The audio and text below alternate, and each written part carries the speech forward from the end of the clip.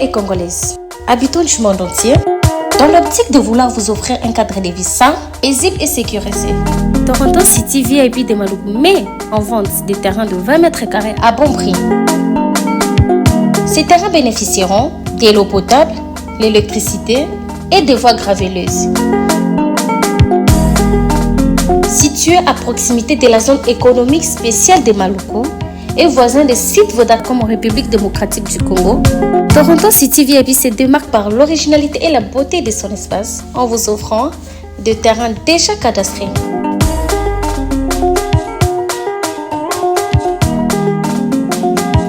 Biso Toronto City VIP de Malougou. Toza non loin à zone économique, pene ya cité Vodacom.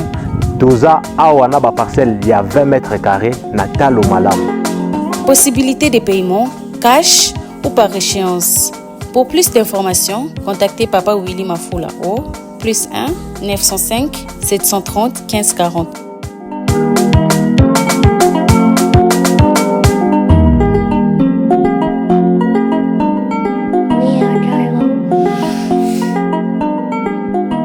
Offre limitée dans la mesure du stock disponible. Voilà,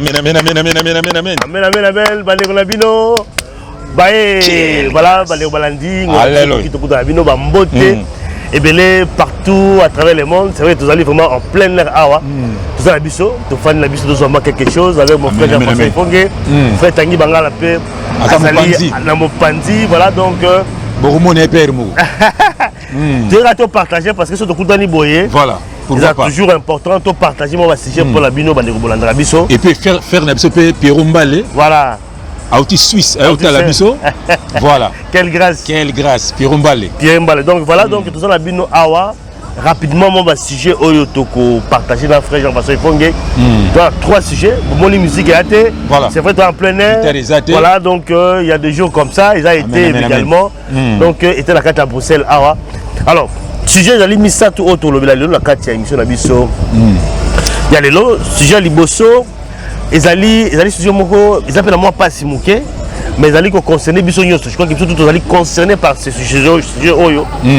Est-ce que Bana Bakoki, comme on a Moutakala ou bien Bolumou, il y a parents là-bas, il y a papa ou il y a maman. C'est très important parce qu'ils allaient dans maman Benaki Biso. Maman allait vraiment y là. Donc mon bain allait souffrant parce que si ma Covid déjà Mukolo, mon bain allait Kobela.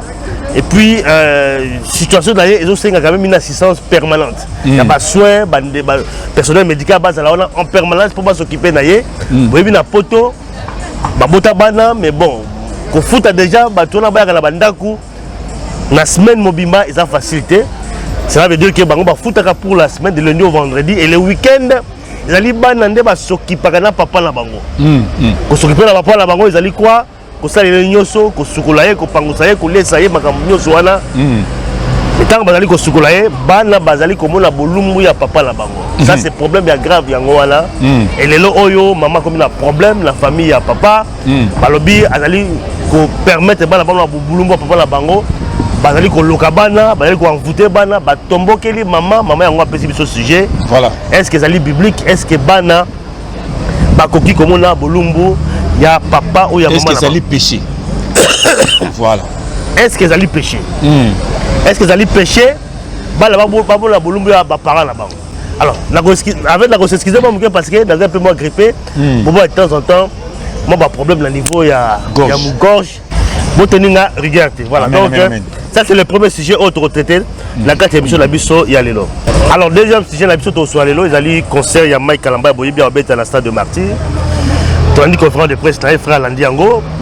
Et là le ticket batezali ata fali pe ko yemba là.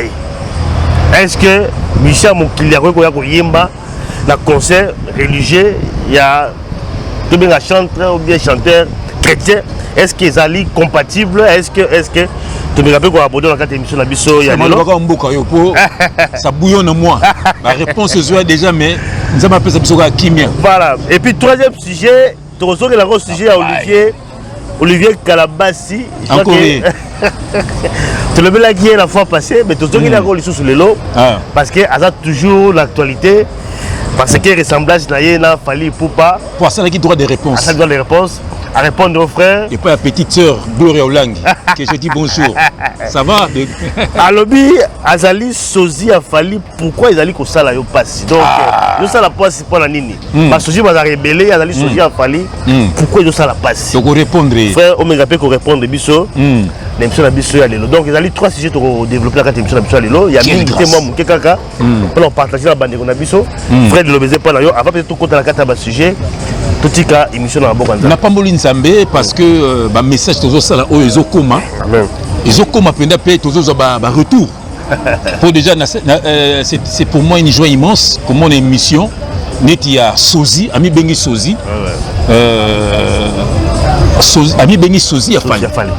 Donc, tu peux expliquer mot Sozi. Voilà. Et puis, donc ça veut dire que l'émission de ça là, ils ont comme.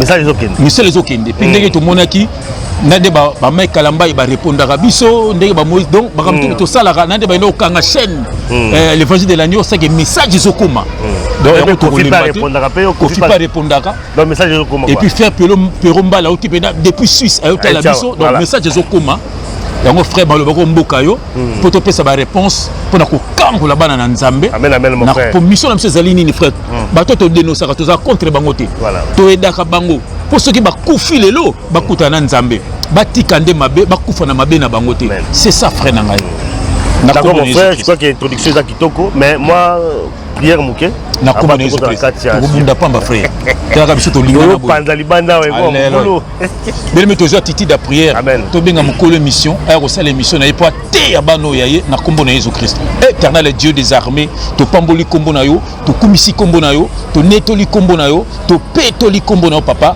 waza lokola yo azali te nzambe merci ngo kutisi nga na frère na nga limia to te ya bano ya yo nzambe papa na ngai to tiki message na maboko na yo papa yaka ko te ya bano ya yo yaka ko kwisa banguna na bango papa yaka ko fungola bango misu balonga na idolâtrie balonga na kifana kuiti babikse milimu na bango papa le salut est individuel mutu moko ta kokota lola pona mutu mutu kokota lola pona comportement na mona sia mokilo ya lelo ya yango to tiki message na maboko no nzambe yaka kote ya bano ya yo merci ndenge po sungi frère na biso Pierrot Mbale auti banda Suisse aeti kota la biso papa na biso azonga pe malamu vine malamu santé na malamu na libota na ye papa na ngai to tiki mission na maboko na yo yaka kote ya bano ya yo que le Saint-Esprit parle pour l'édification de ton peuple au nom de Jésus-Christ nous avons ainsi prié et nous disons Amen. Amen. Alléluia. Oh bien-aimé Ningana, soyez dans la joie, bande konabino. Oh, on est là, tout le bagi na bino. Nous sommes au monde, nous sommes au yoka, tu ko bimsa la poissa. Na but moko kaka, bana nzambe baza la sauver. Au nom de Jésus-Christ. Amen. Voilà, en plein air la carte à Bruxelles. Alléluia. Qu'on change un peu moins cadre, ça l'ira bien. L'a été, pourquoi pas de temps en temps. Voilà, donc la Colombaga, moi, mon gorge, ils ont dérangé. Amen. Mais bon, tu peux forcer tout un tout petit peu. Patos, à la binoto, un petit jus d'orange. Jusqu'à la souka, il y a émission Nabiso, il y a Lelo. Voilà. Bon, fait tout rapidement la première sujet Nabiso. Amen. Est-ce que Bana Barikwa Mouna, Bolumbu ya ba parents, papa, maman, est-ce qu'ils allaient pécher parce que dans les sujets mon aloba dans l'introduction, ça nous concerne tous. Voilà. Surtout Baboti, parce que na âge tous à l'ango surtout cool tous sous boité. Ma casse tous à l'ango lelo, tous à l'ango les sous-souté. Kolobo tous loba oyo, kotambo tous tambola oyo. Donc comme la situation moi surtout comme ba koko trop avancé dans âge. Donc comme la difficulté à makamunyoso. Amen. Même ya kosukula, même ya kolata bilamba na makamunyoso. Et dans moment wana tu as besoin toujours d'assistance à Batou. Il faut ça personnel médical, mais aussi la famille Nabiso. C'est le cas Oyo et Koméli, maman Nabiso, en France, c'est Nabiso. Mobile Naye a commis déjà assez avancé dans l'âge, a sali Kobela. Donc, Makamunyoso et Sengelika Batou Bazala pour la ressource. Mais il s'est fait que Boyebi na poto, bon, ça déjà moi passé. Bah déjà la mise en bon belé pour que personnel médical baya kalandaku pour pas s'occuper de papa là-bas. Mais dans le week-end, comme ils ont très onéreux, c'est-à-dire que trop cher, bah là-bas on va s'occuper de papa là-bas. Mais pour s'occuper de papa là-bas, on va banini, on s'occuper, on laisse ma camionso, bah là vous allez qu'on la bolumbu ya papa.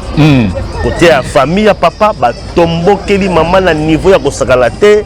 Balobi ezali en tout cas abomination ezali kolokabana comment ya ko permettre bana babona bolumbu ya papa pas la bango ya ma sœur na biso atuni est-ce que ça li péché bible lobinini ya maman zali komi tungisa alléluia frère on nous appelle pour répondre maman la mutuna nena lobaka likamo wa mukia vana répondre bato bazo finga maman o ba beke za péché voilà est-ce bazo na mbongo kasi ça c'est c'est bien pour bazo finga maman donc est-ce que na mbongo po ba futa bat la batte voilà donc face maman femme on a ke mutazo fingo ndoki ye mokonda za ndoki azana na bizo liwa papa wana alingi nde akufa voilà au moins batumi ba comprendre la parole de Dieu. Dommage de la Bible zate, guitare pesate parce que biso toya ki na biso poto mela un petit verre, na frère na biso perombale a oti sur côté la biso.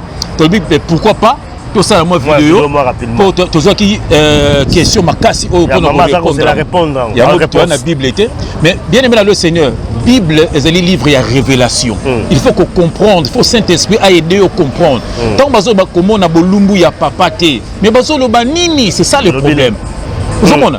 So baby comment na bolumba papa te ezali ke ko bimande na papa na yote ou na maman na yote eza abomination ou na ndeko na yote. Voilà. C'est ça comment bolumba. Voilà. Mais ceux qui yote na ndenga physique bolumbu physique de ceux qui biso tout na malédiction pourtant to bota maka to mona bolumba ba maman. Non, mais combien de maman ba sukola na bana na bango. Surtout mindele. Pas à cet âge quand même comme maman boule papa. Non, attaque mokolo. Si moi c'est comme déjà ko yeba makambo ko sukola ka bolumbu. Nga maman na zantiese. Ouais. Maman na obiti na âge nini nga na so maman na ngati. Et devant la culture aussi c'est ça. Bon, c'est ça qui malédiction kasi. Il y a une chose. Comme mindele. Bakina na ba piscine na âge nini.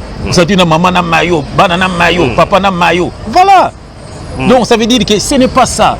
Bolumbu ya maman ezali ko bimande na mama te. Bolumbu ya papa ezali ko bimande na papa te. Voilà. Donc ça veut dire bah tu faut comprendre la parole. Ngai moko oyo frère JF nazali awa. Papa na ngai abitanga belaka. Ozomona mutande ko zo sona ezaki petit frère na ye. Omoni jour moko petit frère nazalaki te. To tianga na papa na nga na mama yemo. Papa na nga il fallait qu'il ait des toilettes. Et puis à l'époque, j'avais quel âge? J'avais 13 ans. Nga na pangusa papa na ngai. Papa na nga na ketiki na toilette, a sali toilette, na zu papier hygiénique, na gumbi papa, na pangusi. Voilà. Là témoignage vivant. Voilà. Na latisi papa na ngai. Voilà. Neko tiketi yema zo telanga ka. Pour ton no bangi mais jour na moi je na pangusi ngai. C'est ça. Le ngai na koma kutu mutu na nzambe. Wapi malédiction. Voilà. Donc ça doit tout comprendre et puis mutaza souffrant, ça dit to soukolete, to tikaye, akufa, apola, posa malédiction. Nous avons dit na mbo sambela wana. Que Dieu vous prie. Nous avons dit sambela zanza ba bolingo. Amen. Ozomona. Bon temps bino bokono tala ba porno quoi, ba porno na za malédiction te. Donc nous faut comprendre été. Frère nangai, tant ozo bolumbu ya papa, to bolumbu ya maman.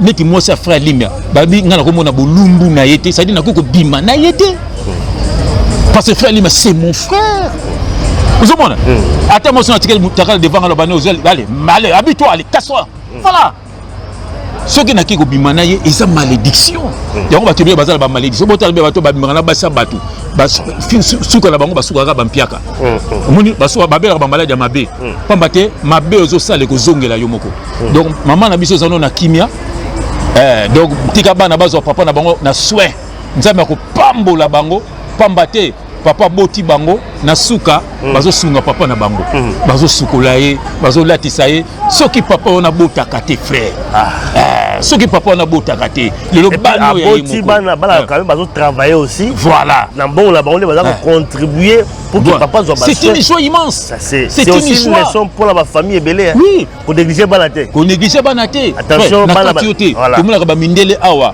aboti na yete na suka abeli muto ko sunga ya zate combien ba kufaka bango mo ba kuta bango akufaki na ndaku ne yemoko tozomona mais soko selaki na mwana frère mwana wana yenta ko tombola yo tozomona me ba lobango au moins temps to mini photo tant on a bébé maman mimi to papa mimi yo azo lakso ko tambola mais na suko ko mikoko mwana mutako ko simba yo c'est ça mon azur relève tozomona vraiment ser na nzambe ya pambola yo nzambe ko pambola lisusu nzambe ko pambola bana na yo po papa tambusaka bango et le bango bazo tambusa papa c'est ça le but c'est ça l'évangile biso tobotaka bana po tokunda bana na biso te bana fo bakunda biso bana fo basunga biso to tokosimba nzete yango ezosalemela yo mama na nga na mobali na yo vous êtes bénis po bazobundisa yo eza bato baliaki déjà papa wana balingaki anyokwama na vie na ye mais ezosimba te po nzambe atelemisi nouvelle génération ya bana na ye bazosoutenir papa na bango donc bango baseka papa ngo eza te bango bakelo bapike po botika kaka papa wana po balia ye na kombo na Jésus Christ. Voilà, donc on a représenté quand même moi détail à maman Nenga Lobaki. Voilà. C'est-à-dire que papa bazali déjà séparé. Oui.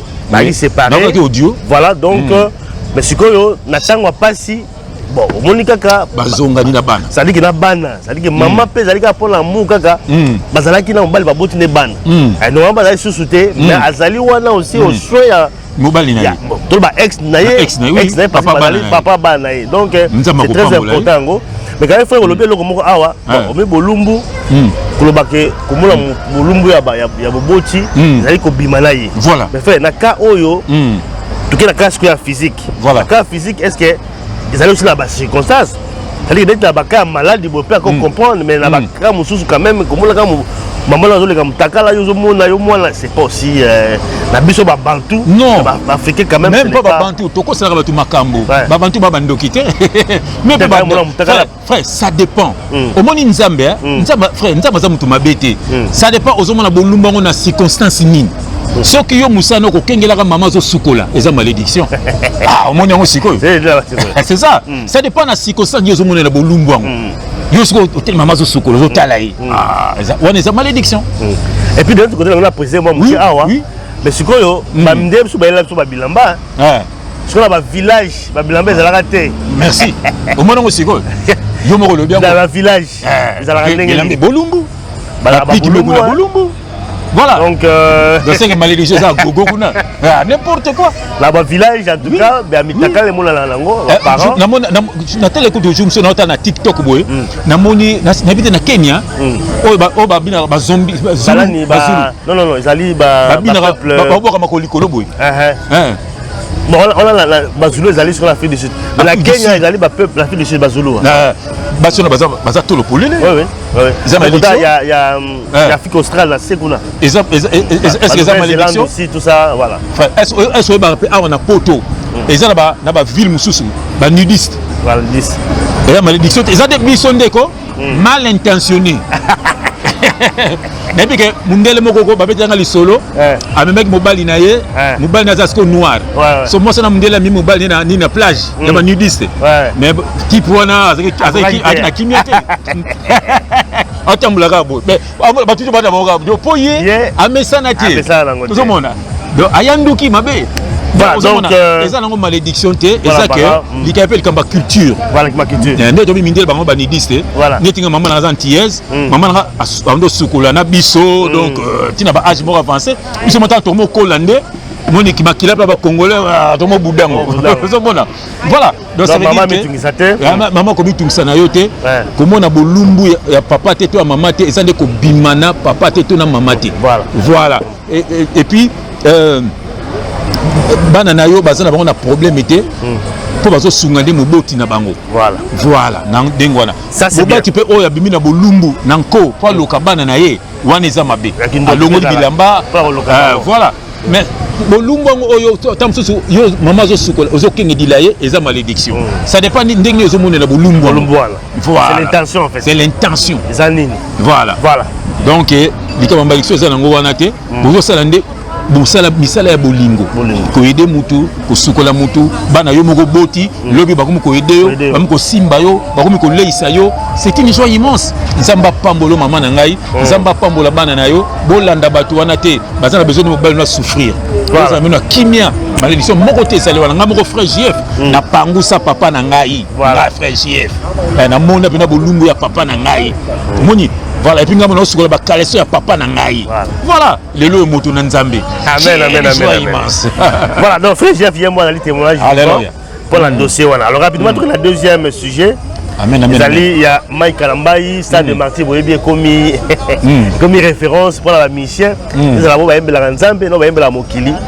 Pour reconnaître la musique, il faut mettre Stade de Marty. Et puis il faut qu'on tourne ça. Il y a des gens qui mettent la pomme. On tourne ça. Alors Mike Kalambayi rendez-vous ezali le 27 donc le week-end prochain. Alors il a rendez-vous dans stade de Marty et Koto no bien Koto na ça on ne sait pas. Mais au moins dans la stratégie belé oyo azali qu'on mettre en place pour qu'il a rempli le stade notamment. Il y a bien sa partie c'est belé. Donc on a combat fallait puis pas et bimi a occupé ko yemala et pourquoi pas. Tu as mis moi ameki moi nze mon moi fallait wala moi pourquoi pas frère. Nze muna yende ce ko aimba on a style a fallait. Voilà. C'est triste. Alors frère, réponse par rapport à l'ango, est-ce que Moutaoué Manzé ma musique à Mokilo, sa musique à la musique à Zambé, c'est pas ça la bio, dans spectacle, mon bas ça l'album, tout ça, est-ce que ça est compatible? Frère nanga limia, plaisir na biso zanini. Ouais. Nzama zo la kisake baza basali na yete. Au moins ba fali, ba Sam Chintu, tous ces gens là, baza binemi na bisoté, frère. Quelques-uns peu parmi bango baza pe bana nzambe mais baza nono na perdition nzambe nde aibi ngonga ya moko na moko biso sikoyo lokola sito longwe kuna biso photo pesa sango malamu pour toucher bango frère papa bongo la mitema soki Mike Kalamba ya lobby aza ko inviter bango pour bayoka liloba nzambe ba bongo la mitema j'applaudis ozomona mais soki azo bengisa bango pour ba yemba non. Donc Mike, il n'est pas de Dieu. Déjà, vous avez dit Nzambete. Vous avez dit que vous avez dit. Mais quand même, c'est aussi que vous avez un message Nzambe aussi qui passe. Non, Nzambe lobi boy. Côté après Zali na non, Nzambe lobi, vous pouvez pécher. Dieu n'a ayoka rambato masumuke. Ouais. Bato ande baza, babumara batu, bamelaka makila batu, basalaka ba sacrifice. Frère, ba reine on a une petite nangana zo beta. Oui, ba sacrifice petit on a zo sala. Tant qu'on peut faire des choses qu'on riposter, qu'on répondre. Oui, bah sacrifier ces choses-là. Frère. Mais tu sais que manier comme on a le but. Et puis bah monsieur on a nos poteaux, on a un cimetière. Alors bien mout. Et ça va sacrifice. Nous sommes dans le bango tongo midi pour qu'on boutou na quartier latin. Mingi ba pesa ba parents, mingi ba pesa bana, mingi ba pesa ba sito mibali. Histoire vraie. Histoire vraie. Et ça bongo les qui a fait Gigo l'avant kufa alobaki yango basenganga mosi na pesa basenganga bana na pesa eso basenganga su mosi oyo na boyi ale yemo babina yemo ka koleka tchaleki erreur asali akepa mukuna su ndoki babomie bien ozomona so mutabongo okobengisa ndenge nini aro yembela bana nzambe parce que biso frère omoni côté ya mona côté ya boye batu bazobika Zomona na côté ya kaka na ko yemba batu bazobika oso tango yo zo yemba fale azo yemba batu babika ndene Fabrigas azo yemba Fabrigas azalaka mbanda ya Sindi histoire vraie mais ayembi nzema ayembi pesi le monde yopona ko bare batu ozomona siko fait mbala quand même zama trop fort ngana lwaka boye ozomona Sankara de Kunta za mbanda ya Mampata ngana lubanga na banga batu te Moni Jibe Mpiana Samsonite mobali na ye naza clair na bango fenga naza clair na banga bango te baebike soki bagarre ozomona bazaka makasi te yango batambolaka na ba maître ozomona batambolaka na ba maître po ba makasi te baebike basalaka batu mabe moni baebike basalaka batu mabe yango fo bazana ba maître mais avant que tu aies un maître, Nzambe est là à bomber avant. Ou besoin que le frère Jeff Nzambe a bombé déjà avant. Bien sûr le frère. Parce que biso tozo baba vérité pour batu babika. Boso muta bongo. Niti jibe bengisi a tala ninga viola ki mona ntuka. Ah jibe yozandoki. Ah jibe yozandoki. Otikala ki bolumbu devant ye ata tetonte osala ki feta misa pingo na nzoto mona ye ashi boso mutabongo yo bengisi na stade de martyr Weranson maboku makasi azoba nzemba batu ya babogisi bompema ya banana pesa mbongo te wenge panzana sobe bakate mutapanza wenge Weranson afutaka batu te trésorier Jibe mtapesa batu mbongo na mposhi na ye moko yango Blaise Boula attaque intellectuelle abi oh toza bangamba bato te naliki bango na mayele naliki bango pe na ko yemba ndeto bafuta ngate ya bien que parrain de la révolution awa pembe frère pembe na pembe yango Blaise Boula telemaki asona ale makaba kiti akoti likambo yango basu contrat ba pesi ba petit vrai mbongo ba petit ba panzani balandi na bango Jibe mwana makambe zalaki ouais rançon on est yo max Kalamba zo bengi na stade kozo mona siko il faut basenga nanu nzambe pardon tala nanu kibinta nkoyi mutabomango ouais rançon balo pasa kusangela mutalobi yango akenda place ba obeta apana pancarte apesi minga sali ba prière abi ba pecho ba beta lisusu po balekaka bango na succès ba pecho lelo ba panzana kozo mona siko mutabongo yo bengi na stade match esa asengi nzambe pardon moi si na mi benga ka pasteur moi si na ye mais na musique mokili mampata mona nganga kozo mona na lobi maman pasteur ce peut pastek ce peut pasteuse ce peut pastrice kozo mona kuna grand frère na yo parce que pasteur oso patrice lelo bazo kanate kozo mona makambango bazo yo kanate bo mutamo be obiti na stade de martyr na passé dans pour bengi na stade de martyr pas bien partir pour bengi ça kozo mote que frère Mike Kalambai lelo kozo sala yo kozo banga Moïse Mbiye apesi yo punition c'est punition on est prêt à ça là qui ya kindoki bato balobi o Moïse Mbiye memaki Satan Mike Kalambai o memele biso Yesu nzo Mike Kalambai amimi so bana Satan omoni tikol omoni so Mike Kalambai mikola zo la te et le se le passe plein ya Moïse Mbiye alors muluka ba akoma ba fali yaka pa bi ba fali bana batu na bango mais so boza bana nzamba solo frère ngaso ne na stade de martyr wana ata mutu moko soka ye c'est que nzambe ana besoin de ya mutu moko wana c'est ça bana nzambe toi on a besoin plainter parce que ça li comme maturité yaka no sala makambo na yo ata batu mibale ba ye donc ça dit au frère Yesu kotoko Dieu sur la terre atamela na 12 personnes à Pamba assisi mission na 12 personnes à Pamba atikeli bango makambo makambo on peut dire kita na biso parce que bino ndenge nini on a besoin kaka ya 10 000 membres 500 000 membres 1 million de bango comme souci ba membres kwa nini ba luka 10 nzoka Yesu astenga dimité ata apôtre moko astenga dimité ezaki bloqué na sainte alliance et puis ezaki noko mbongo te ozomona ezaki mbongo te et puis si passe et puis si mawa ozomona voilà ça c'était deuxième sujet donc sur Mike Kalambai voilà donc plein de makambo voilà donc les Cambo a plein de makambo donc plein il y a on a besoin plainter ça va vraiment donc il va la show samedi prochain mais toujours sur le plateau oyo pour ça la bilan et puis il peut le roi Fali Mike Kalambai ya movaza aux païens et puis les émissions aux autant à kombo na ngai attention petit ko tant kombo na nga pamba nga za vrai serviteur de Dieu ça m'a frappé na kiki na bino ba majabu wana bandoki voilà rapidement alors troisième sujet à Souka sur Olivier Kalabas sur le bela qui est déjà l'émission les gars qui donc ressemblance là l'artiste Fali Ipupa avec une émission à répondre à toutes les questions par rapport à Nango voilà donc la réponse d'ailleurs à l'objet Azali Sozi a Fali Ipupa Azali Sozi naie Sozi va dans la belé mes frères ils allaient que ça là yo passi na nini Azali Sozi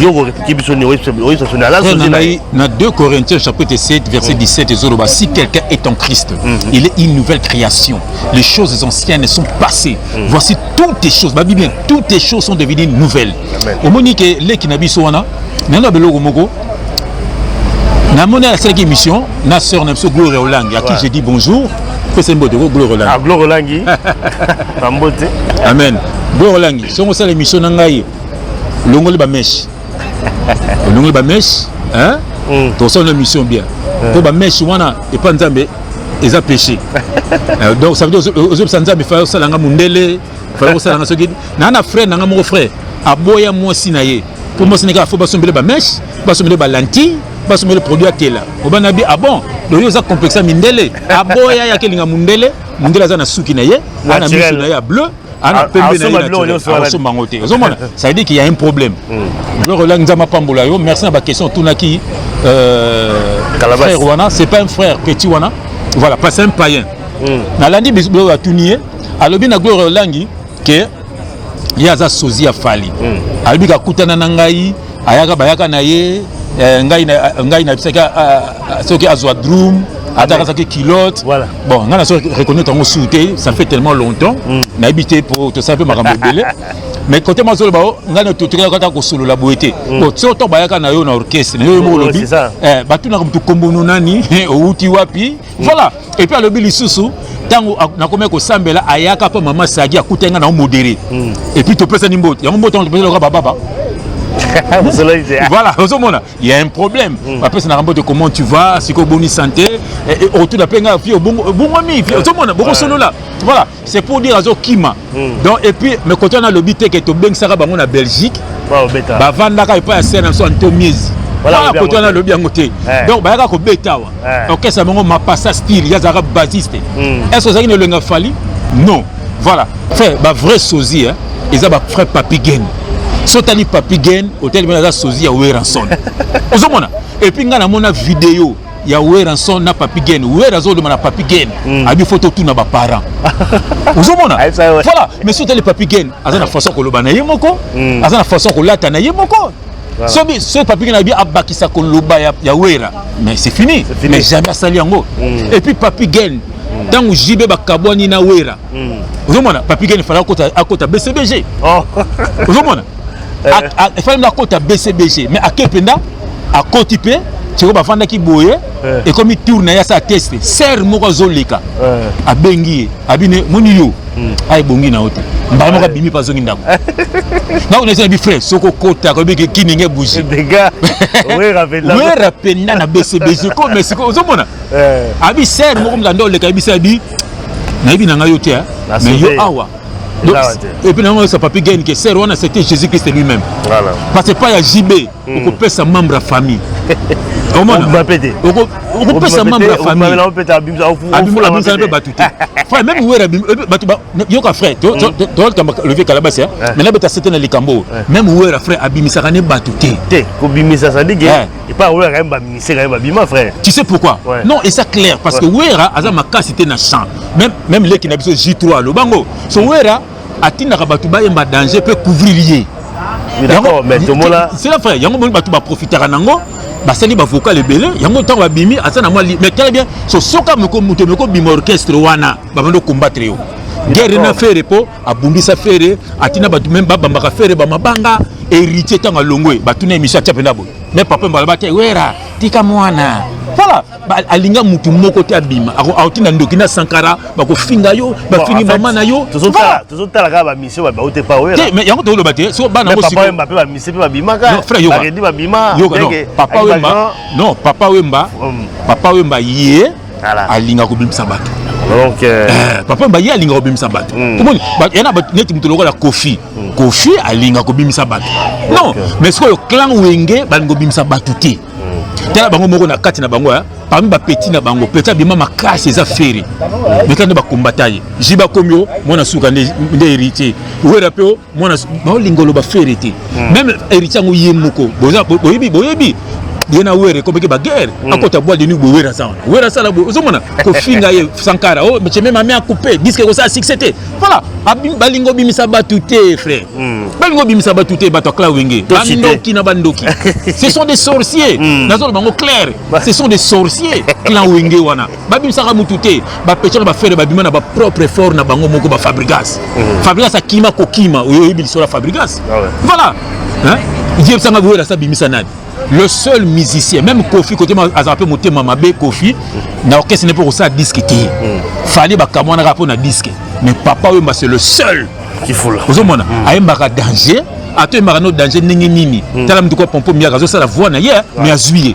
Il bosse au Koufa Grand Bati. Ça la voix, mais Papa Wemba juillet. Ça la complexité.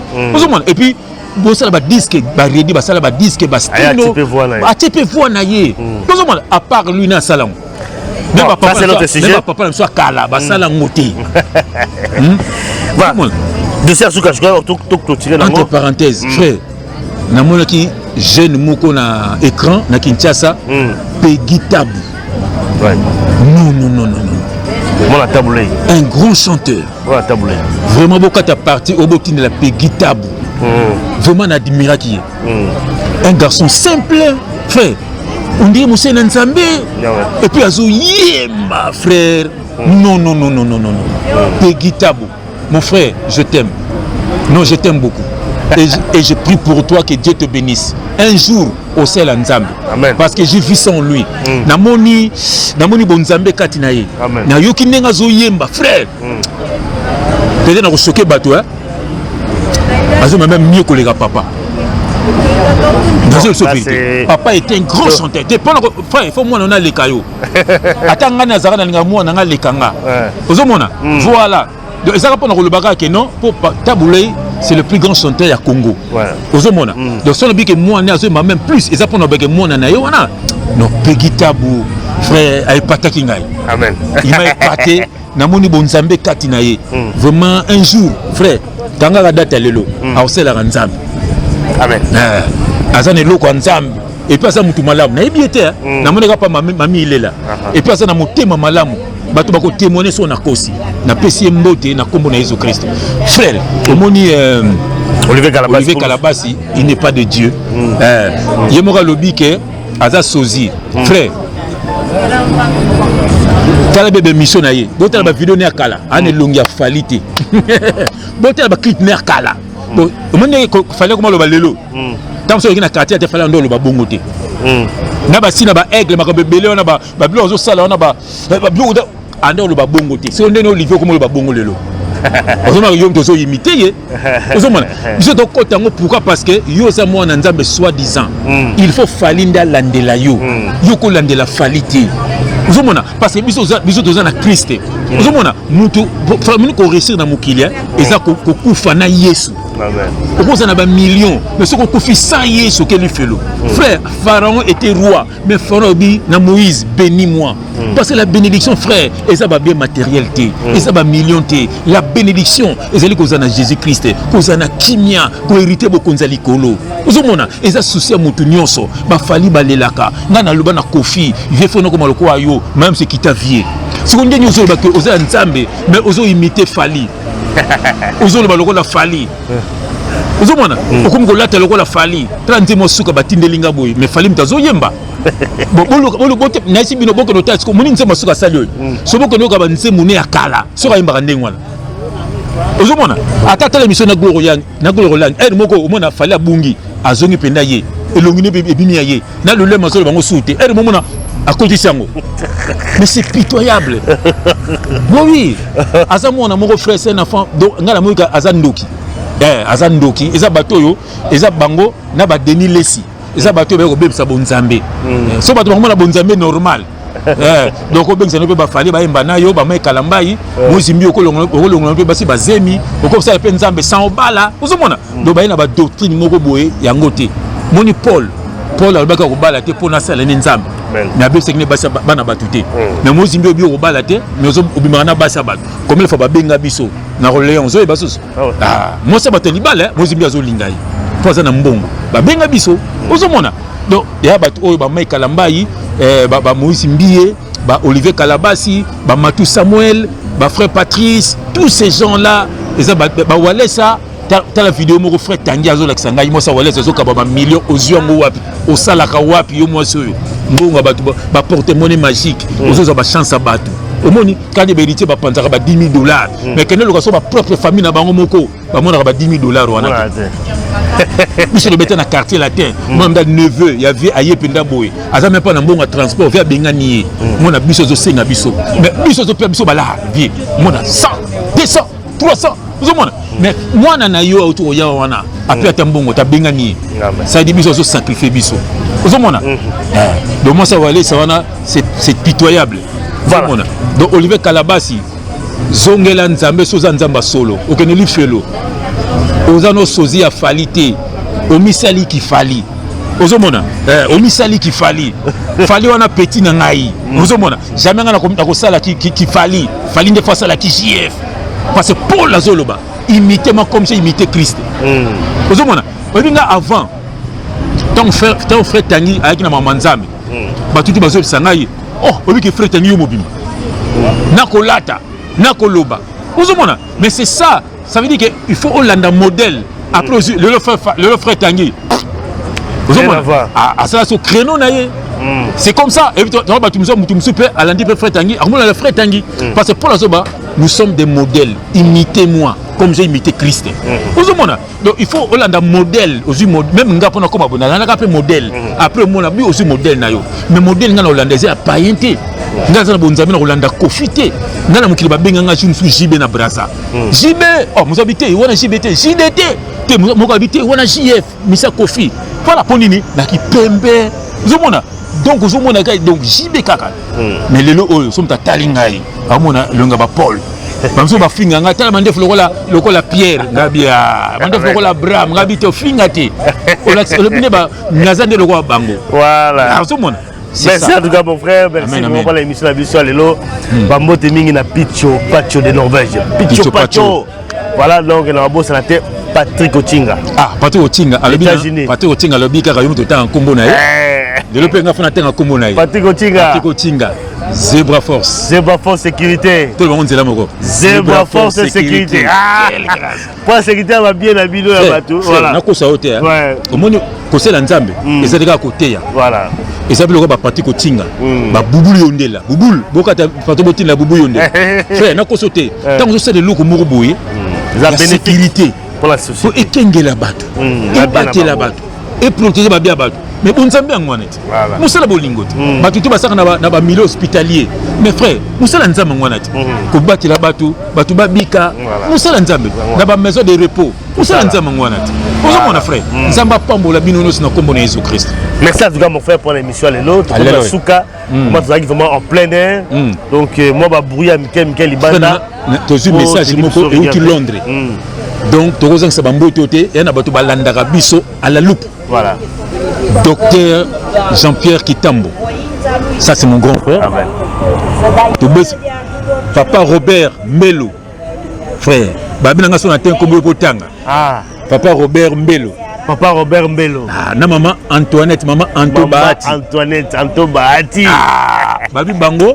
Babote mingi. Tango yaka. Bango bazalaka nango. Vraiment Nzambe apambola bino, on vous aime au nom de Jésus-Christ. Amen, amen, amen. Merci en tout cas et à très bientôt dans le prochain numéro.